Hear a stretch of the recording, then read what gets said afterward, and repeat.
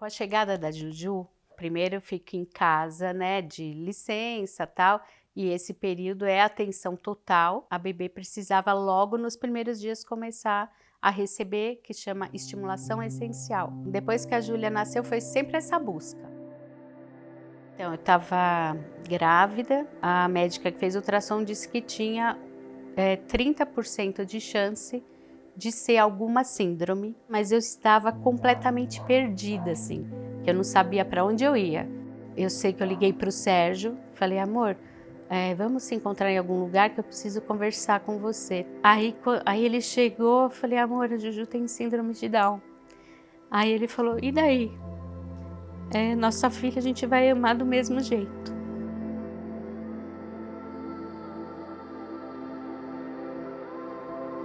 Porque a gente ouvia das escolas negando a matrícula porque não estamos preparados. A Júlia teve uma questão, ela já estava num processo assim de começar a ler, então ela juntava sílabas, estava lendo bolo, café, não sei o quê.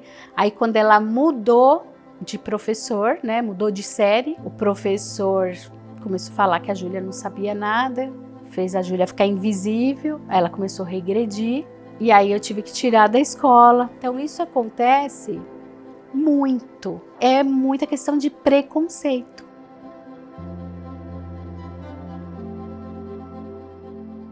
Então foi aí que eu juntei com alguns amigos. Aí a gente formou um grupo de mães e pessoas com deficiência. Então somos todos voluntários. É um movimento, é MyPed, movimento para acessibilidade e inclusão da pessoa com deficiência. Então esse grupo, ele trabalha para sensibilizar, criando eventos, para sensibilizar a sociedade sobre a importância de criar oportunidades para essas pessoas, de levar conhecimento para quebrar barreiras, para diminuir o preconceito.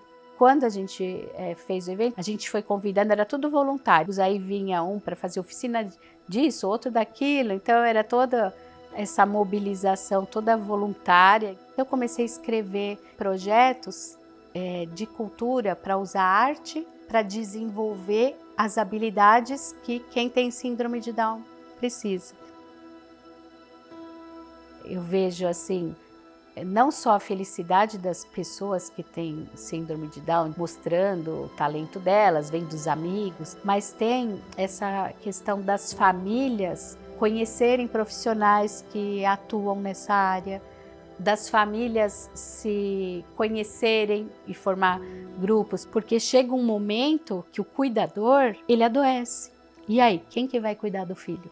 Porque a hora que a coisa aperta, a tendência desses pais, dessa família, da pessoa, é se fechar. Quando deveria ser o contrário, seria dela ir buscar quem pode ajudar.